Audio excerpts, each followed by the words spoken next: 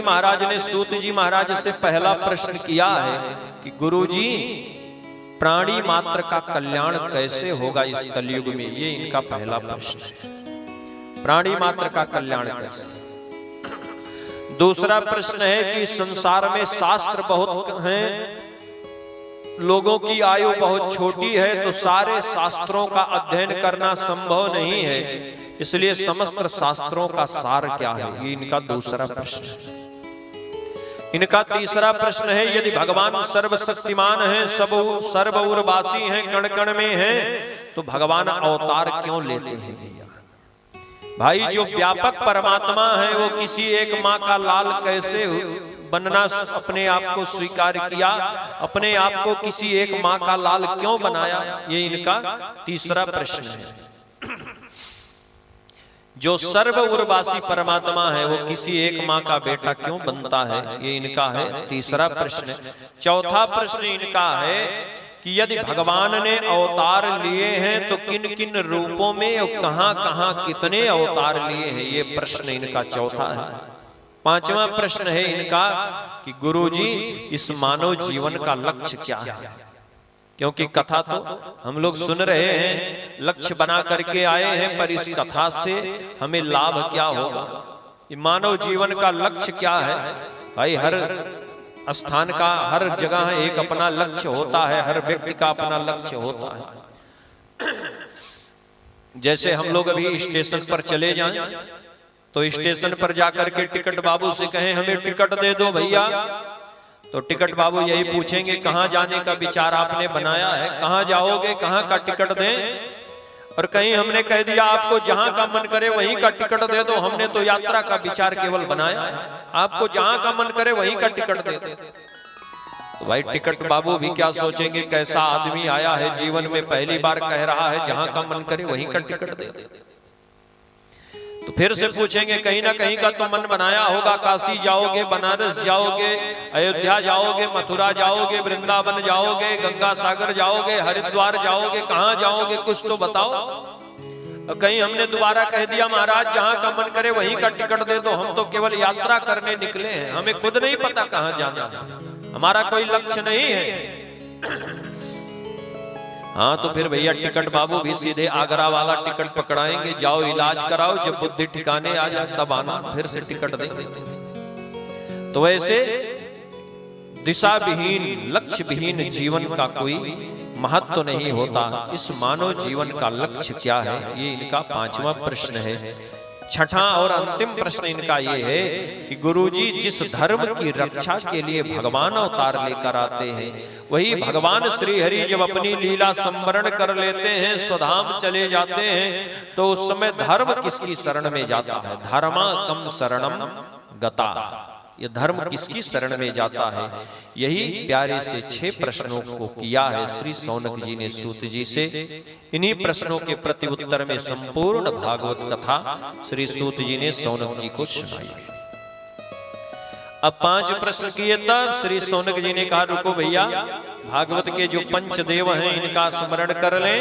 और पंचदेवों का स्मरण किया, नारायणं नमस्कृत्य नरं चैव नरोत्तमं देवीं सरस्वतीं व्यासं ततो जयमुदीरयेत्।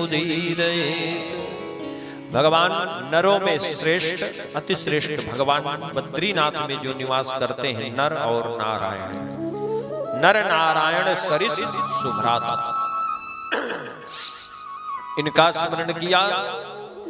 साथ में भगवती माँ आदि शक्ति का स्मरण किया, माँ सरस्वती का ध्यान किया और श्री व्यास जी महाराज का ध्यान किया है जिन्होंने भागवत की रचना की है। ऐसे पंच देवताओं को प्रणाम करके श्री सुखदेव भगवान का स्मरण करके बड़े प्रेम के साथ भागवत का वाचन श्री सूत जी महाराज प्रारंभ कर रहे हैं। सौनक जी ने पूछा गुरु जी इस भागवत कथा को किस युग में श्री व्यास जी ने लिखा और किसके कहने पर लिखा है, किस स्थान पर लिखा है। कस्मिन् युगे प्रवृत्ते यम स्थाने वाकेन हेतुना कुता सम्मोदितः कृष्णः कृतवान् संहितां मुनिः। मुनि श्री कृष्ण द्वैपायन जी ने किस स्थान पर इस भागवत कथा को किसके कहने पर लिखा। तो श्री सूत जी महाराज कहते हैं भैया सुनो, जानते हो द्वापरे समनु प्राप्ते तृतीये युग पर्यये। द्वापर युग बीत चुका है, बिल्कुल कुछ वर्ष बचे हैं। उसी समय ब्रह्म नद्याम सरस्वत्याम आश्रमः पश्चिमे तटे। ब्रह्म नदी सरस्वती नदी के तट पर श्री व्यास जी की प्यारी सी गुफा है, व्यास जी की कुटिया है। आज भी व्यास गुफा है। कहां पर? बोले बद्री नारायण धाम से जब पहाड़ों पर ऊपर 3 किलोमीटर और जाएंगे, 1 कोस, तो ऊपर आज भी व्यास गुफा के नाम से एक स्थान है, जहां व्यास जी का निवास स्थान था। भैया सम्यक प्रास इति प्रोता ऋषिराम सत्र वर्धना। साम्य प्रास नाम की व्यास जी की कुटिया है, यहीं पर व्यास जी निवास करते हैं। भैया एक दिन व्यास जी महाराज सुबह सुबह संध्या वंदन आदि से निवृत्त होकर बैठे थे। वो अपने जीवन की सुंदर समीक्षा कर रहे थे। समीक्षा करते करते अचानक व्यास जी का मन बड़ा उदास हो गया। व्यास जी ने सोचा, बताओ लोक कल्याण के इतने काम हमने किए, फिर भी मेरे मन को संतुष्टि नहीं मिल रही है, मेरे मन को शांति नहीं मिल रही है, मेरा मन उदास ही है, क्या करूं? भगवान का ध्यान किया, सरकार शांति कब मिलेगी? पहले एक ही वेद था, उस वेद को मैंने 4 भागों में बांट दिया। पहले केवल ऋग्वेद था, 4 वेद बना दिए। ऋग्वेद को ही 4 भागों में बांट दिया। ऋग्वेद, यजुर्वेद, सामवेद और अथर्ववेद के रूप में। फिर भी मन को शांति नहीं मिली, तो पंचम वेद महाभारत की रचना कर दी भैया। फिर भी मन को शांति नहीं मिली, तो एक एक करके 17 पुराणों की रचना कर दी, 12 स्मृतियों की रचना कर दी, लेकिन मन को शांति नहीं मिली। आज बड़े खिन्न मन होकर के श्री व्यास जी बैठे थे।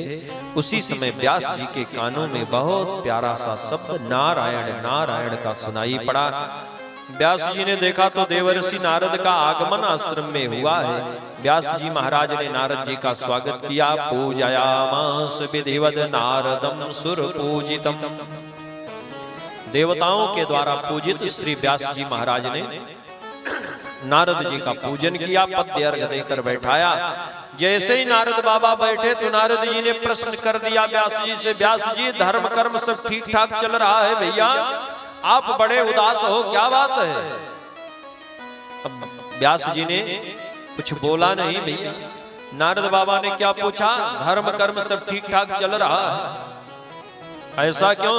बोले संत महात्माओं को, मुनियों को, ऋषियों को तो तभी चिंता होती है जब उनके धर्म कर्म में व्यवधान होता है।